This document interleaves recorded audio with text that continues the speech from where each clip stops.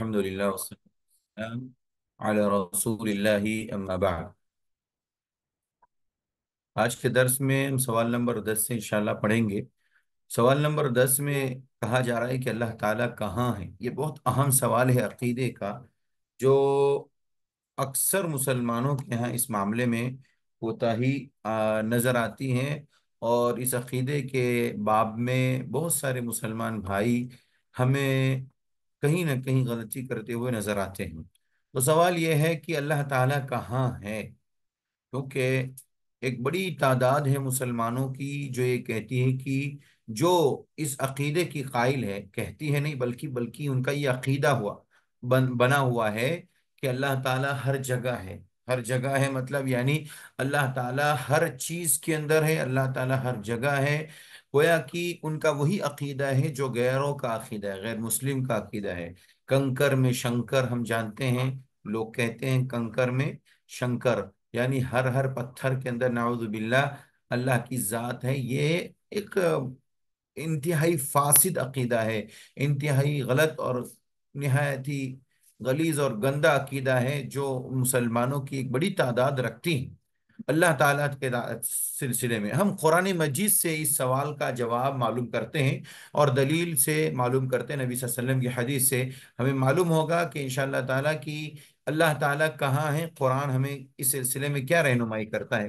چنانچہ اللہ تعالیٰ نے جواب میں کہا کہ اللہ تعالیٰ آسمان میں عرش کے اوپر ہے۔ بہت سارے لوگ کہتے ہیں آسمان میں ہے، اور بہت سارے لوگ کہتے ہیں عرش پر ہے۔ تو صحیح جواب کیا ہے؟ اللہ تعالیٰ نے فرمایا ہے قرآن میں، اللہ تعالیٰ آسمان میں عرش معلیٰ کے اوپر ہے، یعنی ساتوں آسمان کے اوپر اللہ تعالیٰ مستوی ہے۔ ساتوں آسمان کے اوپر اللہ تعالیٰ مستوی ہے۔ اللہ تعالیٰ نے یہ بات قرآن کریم سورہ طٰہٰ کی آیت نمبر 5 میں بیان فرمائی۔ اللہ تعالیٰ فرماتا ہے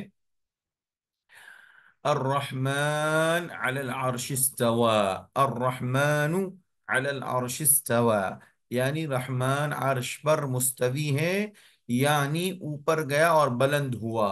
اللہ تعالیٰ عرش پر مستوی ہے کا مطلب اللہ تعالیٰ عرش معلیٰ کے اوپر اللہ تعالیٰ مستوی ہے۔ کل کے درس میں آیا تھا مستوی کا معنی کیا ہوتا ہے؟ بلند ہونا، کیونکہ بہت سارے لوگ نعوذ باللہ یہ ترجمہ کرتے ہیں۔ اس آیت سے بھی بہت سارے لوگوں کے عقیدے فاسد ہمارے سامنے ظاہر ہوتے ہیں۔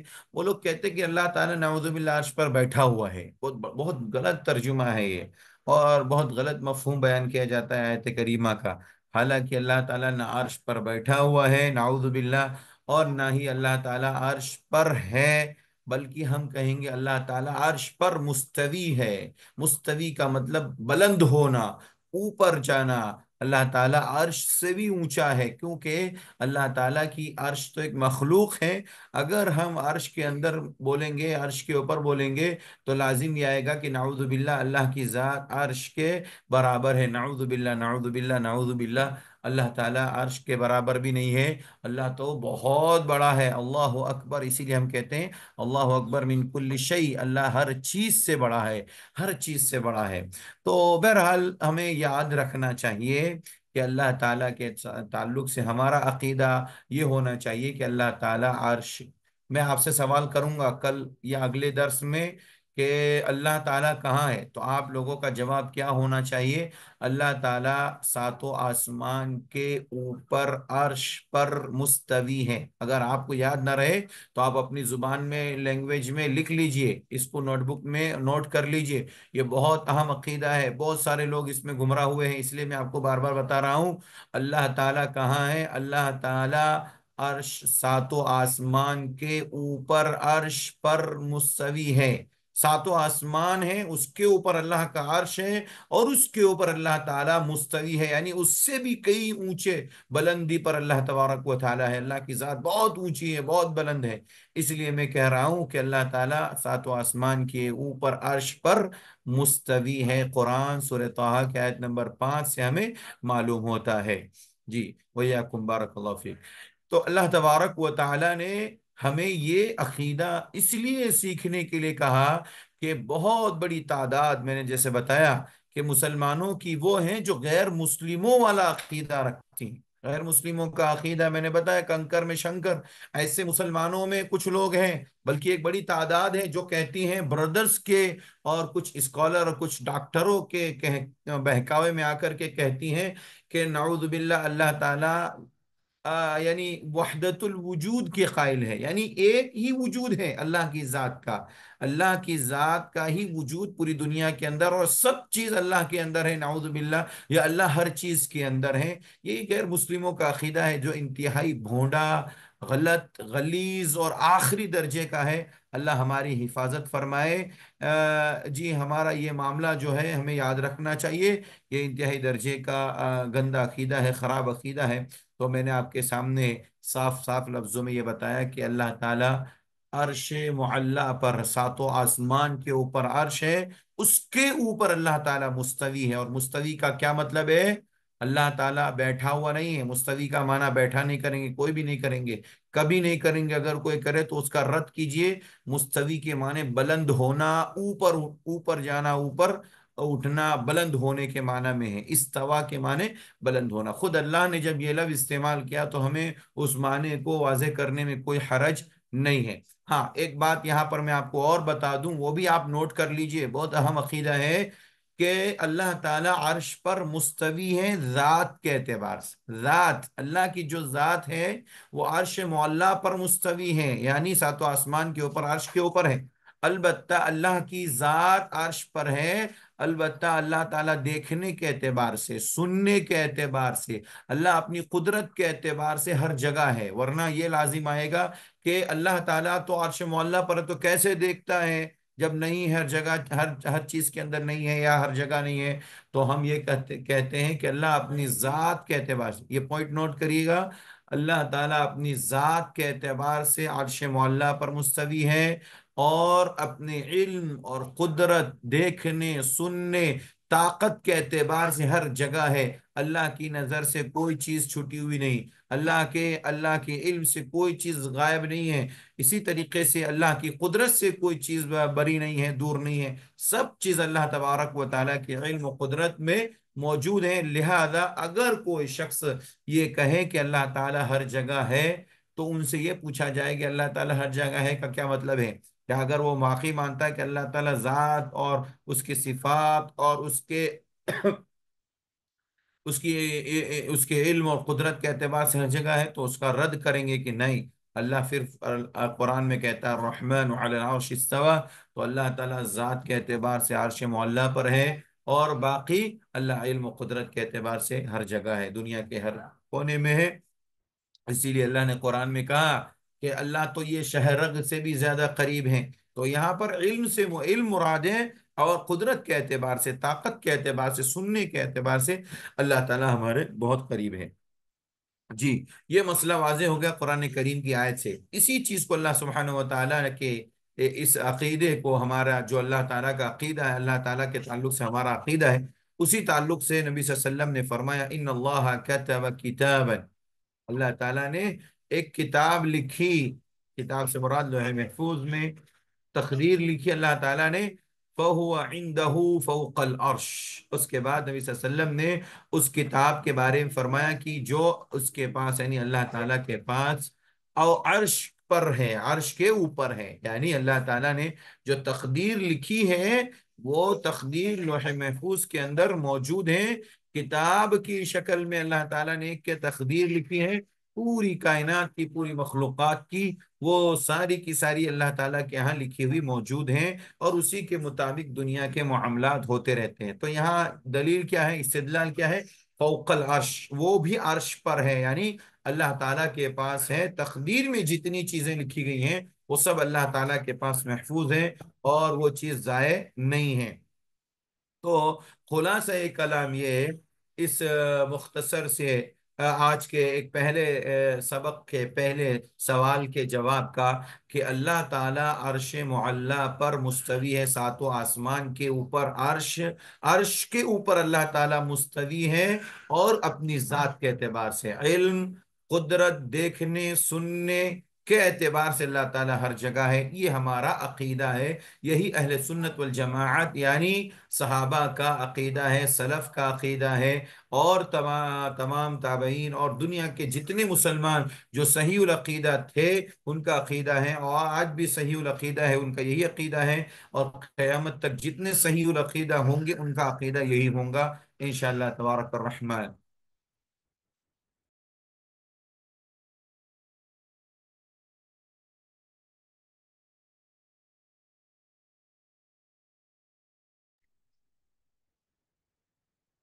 اس کے بعد اگلا سوال کیا جا رہا ہے کہ کیا اللہ ہمارے ساتھ ہے؟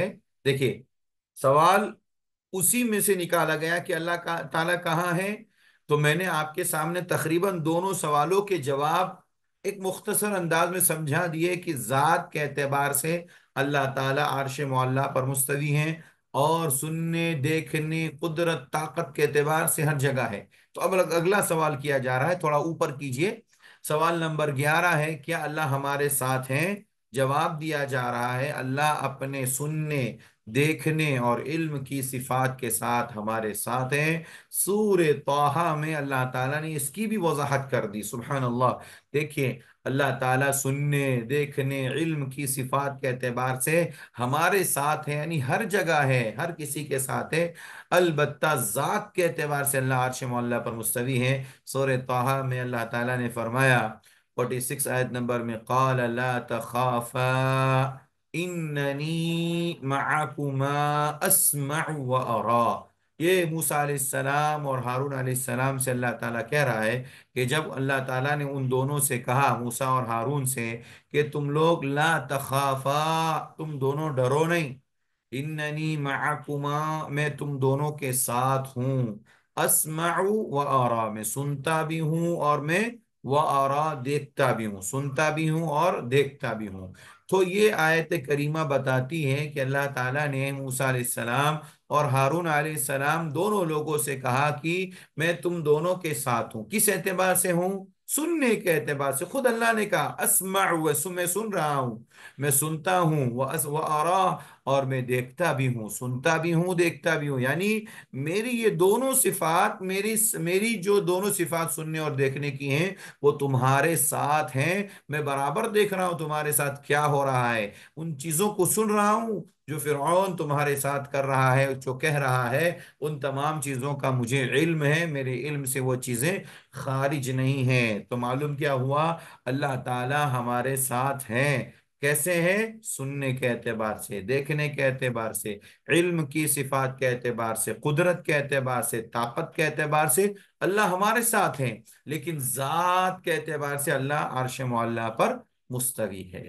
نبی کریم صلی اللہ علیہ وسلم نے فرمایا اسی سوال کے جواب میں، انکم تدعون سمیعا قریبا وہو معکم۔ نبی کریم صلی اللہ علیہ وسلم نے فرمایا بے شک تم لوگ پکارتے ہو، تدعون، تم لوگ پکارتے ہو، آواز لگاتے ہو، سمیعا، سننے والے کو، قریبا، جو بہت قریب ہے، وہو معکم، اور وہ تمہارے ساتھ ہیں، وہ تمہارے ساتھ ہیں، یعنی اللہ عز و جل، اللہ کے نبی نے فرمایا وہ تمہارے ساتھ ہیں۔ کس اعتبار سے؟ سمیعا، سننے کے اعتبار سے، قریبا، بہت قریب ہیں، سننے کے اعتبار سے، دیکھنے کے اعتبار سے، اپنے علم کے اعتبار سے اللہ تعالیٰ بہت قریب ہیں اور ہم سے، ہمارے ساتھ ہیں۔ تو معلوم کیا ہوا کہ قرآن کے آیت سے اور نبی صلی اللہ علیہ وسلم کی حدیث سے کہ اللہ تعالیٰ ہمارے ساتھ ہیں، یقیناً ہیں، ہمارے ساتھ ہیں، لیکن کس اعتبار سے؟ سننے، دیکھنے اور علم کے اور قدرت اور طاقت کے اعتبار سے اللہ تعالیٰ ہمارے ساتھ ہے۔ اب ایک سوال ہے، قرآن کریم میں بھی اللہ تعالیٰ نے فرمایا کہ اینما کنتم، تم جہاں کہیں رہو اللہ تمہارے ساتھ ہے۔ اینما کنتم، جہاں کہیں رہو، تو جہاں کہیں رہو کہا گیا تو اس کا مطلب یہ ہے کہ اللہ تعالیٰ، ہم جہاں بھی رہیں گے اللہ تعالیٰ کی نظر ہمارے اوپر ہے، اللہ تعالیٰ سن رہا ہے ہمیں، ہمیں دیکھ رہا ہے، ساری چیزیں ہمارے اختیار میں نہیں ہے، اللہ تعالیٰ ساری چیزوں کو دیکھ رہا، سن رہا ہے۔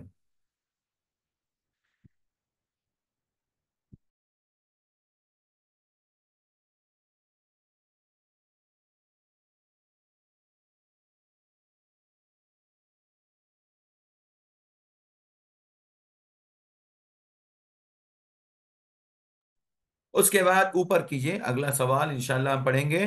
تو اللہ تعالی ہمارے ساتھ ہے کس اعتبار سے؟ ہم نے پڑھا اللہ تعالی علم، قدرت، طاقت کے اعتبار سے ہمارے ساتھ ہیں، اور ذات کے اعتبار سے اللہ تعالی عرش معلیٰ پر مستوی ہے۔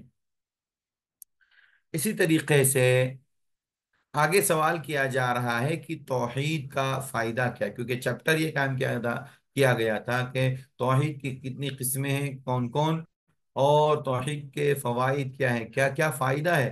توحید اگر کسی بندے کے اندر آ جائے، اس کا عقیدہ صحیح ہو جائے، تو اسے بینیفٹ کیا ملنے والا ہے، اس کو دنیا میں کیا فائدہ ملنے والا ہے۔ تو آج کے درس میں اس کو بھی بتایا جا رہا ہے کہ توحید کا سب سے بڑا فائدہ یہ ہے کہ اس سے آخرت میں عذاب الہی سے نجات۔ اللہ اکبر، بہت بڑا فائدہ ہے۔ دنیا میں انسان کس لیے جیتا ہے، کس لیے مرتا ہے، یہ سب اللہ تعالیٰ جانتا ہے، اور اللہ تبارک و تعالیٰ ہی کے لیے ایک مسلمان، سچا مسلمان جیتا ہے اور مرتا ہے۔ لیکن جس بندے کو توحید کی اہمیت کا پتہ چل جائے کہ توحید کا کیا مقام ہے، توحید کی اہمیت کیا ہے، تو اس بندے کے اندر توحید کے فائدے کو حاصل کرنے کی تڑپ بڑھ جائے گی۔ وہ چاہے گا کہ توحید کا فائدہ میرے ہاتھ سے ضائع نہ ہونے پائے۔ چنانچہ سب سے بڑا فائدہ کیا ہے؟ آخرت میں عذاب الہی سے نجات، یہی سب سے بڑی کامیابی ہے۔ دنیا میں ایک انسان اللہ تبارک و تعالیٰ کے عذاب سے بچنے کے لیے بہت ساری کوششیں کرتا ہے، اس کے لیے نیکیاں کرتا ہے، اس کے لیے توبہ کرتا ہے، استغفار کرتا ہے، اس کے لیے حقوق اللہ اور حقوق العباد کی ادائیگی کرتا ہے، اس میں کسی بھی طرح کی کوئی کوتاہی کرنے کی کوشش نہیں کرتا۔ الغرض ہر طرح کی کوششیں اس میں لگی ہوتی ہیں، مگر کبھی کبھار انسان ان تمام کے ساتھ ساتھ آخرت کو بھول جاتا ہے، آخرت کے عذاب سے کیسے بچا جائے وہ راستہ بھول جاتا ہے۔ تو اللہ تبارک و تعالیٰ نے کہا کہ توحید ایک ایسی نعمت ہے، جس بندے کو مل جاتی ہے، اس بندے کو اللہ تعالیٰ عذاب الہی سے بچا لیتا ہے، آخرت میں ملنے والے عذاب سے اللہ تعالیٰ بچا لیتا ہے۔ اب آخرت کے عذاب سے کیا مراد ہے، اس کی لمبی تفصیل ہے، لیکن اختصار کے ساتھ مختصر الفاظ میں آپ کو سامنے واضح کرتا چلوں۔ دیکھیے، آخرت کا سب سے بڑا عذاب تو جہنم کا عذاب، جہنم کے عذاب سے بچنے کے لیے توحید شرط ہے۔ لا الہ الا اللہ محمد الرسول اللہ پڑھنے والا بندہ کبھی بھی جہنم میں نہیں جائے گا۔ اگر اس کے گناہ زیادہ ہے، جہنم میں جائے گا، تو پھر اس کو نکال کر کے ایک نہ ایک دن جنت میں ضرور داخل کیا جائے۔ اور اس کی وجہ سے نبی کریم صلی اللہ علیہ وسلم نے کئی باتیں ذکر کی۔ آپ نے فرمایا کہ جس کے دل کے اندر رائے کے برابر بھی توحید اور عقیدہ ہوگا، وہ جنت میں ایک نہ ایک دن جائے گا۔ گناہ ضرور کیا ہے اس نے، بہت سارے گناہ کیے، لیکن شرک کے علاوہ اس نے گناہ کیے، لیکن اس کے پاس توحید ہے، تو گناہوں کی سزا پانے کے بعد جہنم میں بندہ جنت میں جائے گا۔ لیکن اس دور کے لیے ایسے لوگوں کے سامنے ہمیں یہ واضح کر دینا چاہیے کہ جو لوگ عقید توحید کو سمجھتے نہیں ہیں، اور اس کی اہمیت کو، اس کے فائدے اور بینیفٹ کو نہیں سمجھتے، ان کے سامنے یہ واضح کر دینا چاہیے کہ ایک انسان گنہگار ہے، مگر اللہ کا نافرمان اور مشرک نہیں ہے، اللہ کا ناشکرہ بندہ نہیں ہے، تو اللہ تعالیٰ ایسے بندے کی مغفرت ضرور کرے۔ آخرت میں عذاب الہی سے نجات کا حاصل ہو جانا، مل جانا، یہ توحید کا سب سے بڑا فائدہ ہے، جس کے لیے انسان کوششیں کرتا ہے۔ صحابہ نے جب اسلام قبول کیا، اسلام قبول کرنے کے بعد ان کا سب سے بڑا ٹارگیٹ یہی ہوتا تھا کہ ہمیں آخرت میں نجات مل جائے، دنیا بنے نہ بنے۔ اسی لیے آپ پڑھیں گے صحابہ کی سیرت اور صحابہ کی زندگی کی مختصر حالات کو جب آپ سنیں گے، پڑھیں گے، تو معلوم ہوگا کہ ان بیچاروں کے پاس کھانے کے لیے، پینے کے لیے، سونے کے لیے، آرام کرنے کے لیے جگہ نہیں ہوا کرتی تھی، اور پہننے کے لیے کپڑے نہیں، بچھانے کے لیے چادر نہیں، گدا نہیں، ٹھنڈیوں میں بچنے کے لیے کوئی گرم کپڑے نہیں، گرمی سے بچنے کے لیے چھت نہیں، سب کچھ برداشت تھا اللہ کے خاطر۔ جہاں موقع ملتا وہاں وہ اپنا گھر بنا لیتے اور وہیں پر اپنا آرام کر لیتے، لیکن عبادت کو ضائع نہیں ہونے دیتے۔ ان کا مطمع نظر، ان کی زندگی کا اصل مقصد آخرت ہو گیا۔ آخرت بن گیا تھا، اس کی وجہ سے اللہ سبحانہ و تعالیٰ نے انہیں دنیا کے اندر بھی کامیابی دی اور آخرت میں بھی۔ ان کے سامنے توحید کا یہ فائدہ موجود تھا کہ اصل نجات تو آخرت کی نجات ہے، آخرت میں عذاب الہی سے جو نجات ملنے والی ہے وہی اصل نجات ہے۔ اور دنیا میں دوسرا فائدہ توحید کا یہ کہ دنیا میں ہدایت نصیب ہو جائے۔ ایک انسان کوشش کرتا ہے اور اللہ تعالیٰ کے بتائے ہوئے راستے کے مطابق چل کر کے، اللہ کے دین پر چل کر کے، پیارے نبی صلی اللہ علیہ وسلم کی سنت پر چل کر کے، ایک مسلمان یہ کوشش کرتا ہے کہ میں ہدایت پا جاؤں، اور اس کے لیے نیکیاں بھی کرتا ہے۔ یقیناً ایسے بندوں کو اللہ تعالیٰ ہدایت کا راستہ دیتا ہے، اور ایسے لوگ صراط مستقیم پر چل کر کے ان کی اپنی دنیا بھی بنا لیتے ہیں اور آخرت کو بھی بنا لیتے ہیں۔ تو توحید ایک ایسی نعمت ہے جس کی بنیاد پر اللہ تعالیٰ ان کی دنیا میں ہدایت کرتا ہے، ہدایت نصیب فرماتا ہے۔ آج دنیا کے اندر مسلمانوں کی بڑی تعداد ہے جو اس توحید کے اہم فائدے سے اور اس اہم بینیفٹ سے کافی دور ہے۔ نتیجہ یہ ہے کہ آپ کو اکثریت اس توحید کا جو نتیجہ ہے، اس توحید کا جو فائدہ ہے، اس کو حاصل کرنے کے بجائے باوجود ایک مسلمان ہونے کے اپنے عقیدے کو ضائع کرنے کے لیے درگاہوں اور آستانوں پر اور قبروں پر، قبرستانوں پر جا کر کے اپنا عقیدہ بیچ رہے ہیں۔ قرآن نے جو ایک مثال دی ہے بہت پیاری، آپ سورہ عنکبوت پڑھیے، اللہ تعالیٰ نے مکڑی کی مثال دی ہے، اور مکڑی کے تعلق سے اللہ تعالیٰ نے مثال دی، مثل الذین اتخذوا من دون اللہ اولیاء كمثل العنكبوت اتخذت بیتا وإن أوهن البيوت لبيت العنكبوت لو كانوا يعلمون۔ اللہ تعالیٰ نے فرمایا کہ عنکبوت ایک مکڑی جو جالا بناتی ہے، یہ جالا بناتی کس کے لیے؟ یہ مکھی کو پھنسانے کے لیے بناتی، مکھی کو پھنسانے کے لیے جالا بناتی۔ جب مکھی کو پھنسا لیتی اس جالے کے اندر، وہ خود نہیں رہتی، اور اس کا یہ گھر، اللہ نے کہا کہ ان اوہن البیوت، دنیا کے جتنے گھر ہوتے ہیں ہر مخلوق کے، ان تمام گھروں میں سب سے پھس پھسا اور کمزور اور کمتر اگر کوئی گھر ہوتا ہے تو وہ مکڑی کا ہوتا ہے۔ وہ خود نہیں رہتی وہاں پہ، وہ پھنسانے کے لیے جال میں، اپنے شکار کو پھنسانے کے لیے، مکھی کو پھنسانے کے لیے وہ جال تیار کرتی۔ اس کے بعد کیا کرتی ہیں؟ جب مکھی اس کے پاس آ جاتی ہے، پھنس جاتی ہے، اس کے پورے اندر کے گودے کو نکال کر کے چوس لیتی ہیں اور اس کا اوپر کا کھوکھلا پھینک دیتی ہیں۔ اللہ تعالیٰ نے مثال جو دی مکڑی کی، بڑی جامع، بہت پیاری مثال، قرآن کریم کی اس آیت پر جتنا غور کیا جائے اور جتنی بار پڑھا جائے، لوگوں کے سامنے پیش کیا جائے، اتنا کم ہے عقیدہ سمجھانے کے لیے، توحید سمجھانے کے لیے اور شرک سے باز رکھنے کے لیے۔ آج جتنے یہ بابا اور جتنے درگاہوں پر بیٹھے ہوئے لوگ ہیں، یہ سارے مکڑیوں کی طرح سے اپنے جال بچھائے ہوئے ہیں۔ اب یہ کیا کرتے ہیں؟ دیکھیے، جس طرح میں نے بتایا، تطبیق دونوں کے درمیان، مکڑی مکھی کو پھنساتی ہے، اور یہ سارے جو بیٹھے ہوئے جھوٹے بابا، یہ کمزور عقیدہ والے مسلمانوں کو پھنساتے ہیں، اپنے چنگل میں لے لیتے ہیں، اچھی طریقے سے انہیں اپنے آپ میں پھنسا لیتے ہیں۔ اس کے بعد کیا کرتے ہیں؟ مکڑی مکھی کے اندر کے سارے گدے کو چوس کر کے پھینک دیتی ہیں۔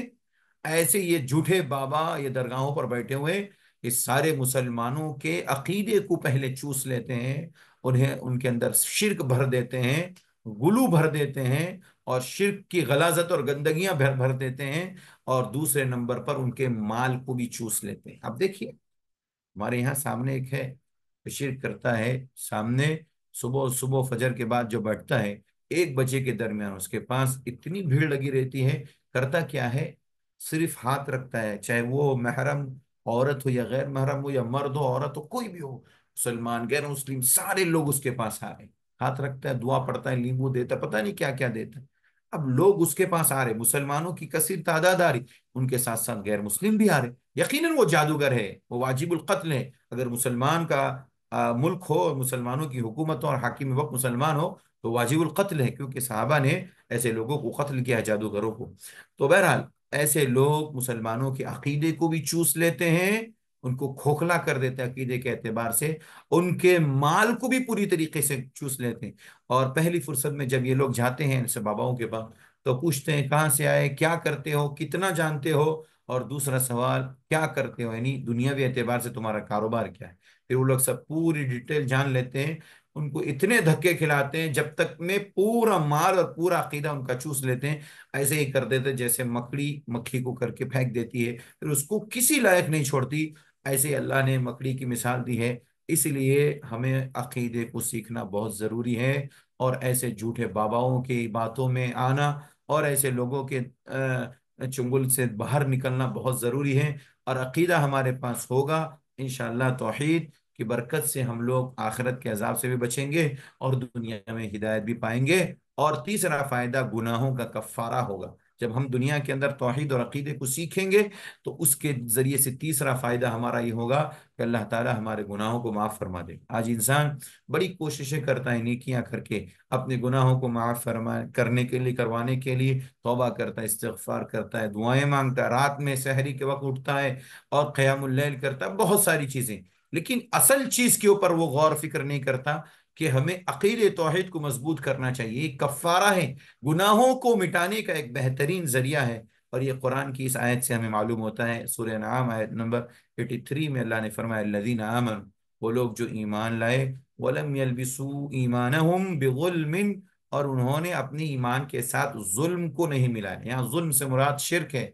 یہاں ظلم سے مراد شرک ہے. جنہوں نے ایمان کے ساتھ شرک کو نہیں ملایا، اولئک لہم الامن. اللہ تعالیٰ ایسے توحید پرستوں کو، توحید والوں کو فائدہ بتا رہا ہے کہ کیا ہے توحید کا فائدہ. اولئک لہم الامن، ایسے لوگوں کو دنیا میں شانتی ملے گی، امن ملے گا. ایسے لوگ پیس میں رہیں گے. وہم مہتدون، اور دنیا میں ہدایت یافتہ رہیں گے. یعنی ایسے لوگوں کو کبھی گمراہی لائق نہیں ہوگی جن کا عقیدہ مضبوط ہوگا. اور کبھی لوگ وہ پیس اور امن کے لیے، شانتی کے لیے کبھی ادھر ادھر بھٹکیں گے نہیں، کیونکہ ان کے پاس اصل بنیاد توحید ہے، جس کی بنیاد پر اللہ تعالیٰ نے انہیں امن و شانتی دینے کا وعدہ کیا ہے. آج پوری امت کے اندر، پورے مسلمانوں میں، ہر خطے کی بات کریں، ہر ملک کی بات کریں، ہر علاقے کی بات کریں، تو جہاں بھی امن شانتی نہیں ہے، وہاں پیس کی کمی ہے. ایسے لوگوں کو اپنے عقیدے کی اصلاح کرنی چاہیے. فلسطین کے بارے میں شیخ البانی رحمہ اللہ نے کہا کہ اگر وہ لوگ فلسطین کو فتح کرنا چاہتے ہیں، قدس کو، انہوں نے قدس کا لفظ استعمال کیا، تو انہیں چاہیے کہ وہ اپنے عقیدے کی اصلاح کریں اور اپنے اخلاق کی اصلاح کریں. یہ اس وقت کی بہت بڑی ذمہ داری ہے مسلمانوں کی، مگر مسلمان نہیں سمجھتے.